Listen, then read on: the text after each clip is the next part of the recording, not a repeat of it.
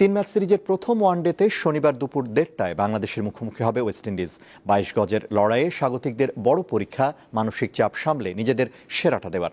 ক্যারিবিয়ানদেরও চাওয়া সাম্প্রতিক দুঃস্বপ্ন ভুলে নতুন যাত্রা। সদ্যই ওয়ানডে সিরিজ হোয়াইট ওয়াশে দুঃসহ স্মৃতি নিয়ে আরব আমিরাত থেকে মিরপুরের হোম অফ ক্রিকেটে ফিরেছেন মিরাজ বাহিনী। দেশে পা রেখেই বিমানবন্দরে শুনেছেন সাধারণ মানুষের দুধ্বনি। মানসিক যন্ত্রণাকে পুঁজি করে আরেকটা নতুন সিরিজে মাঠে নামা প্রস্তুতি বাংলাদেশ দলের, যেখানে দৃশ্যমান প্রতিপক্ষ ওয়েস্ট ইন্ডিজ হলেও লড়াইটা আসলে নিজেদের সাথে।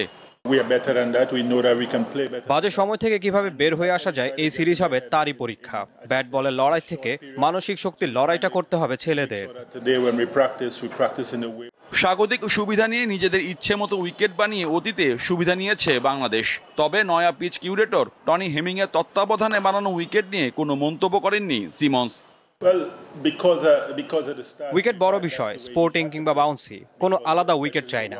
দলের এই বিমর্ষ সময় নতুন কিউরেটরের নতুন উইকেটে ক্রিকেটাররা কেমন খেলে এটাও পরখ করার সুযোগ আছে।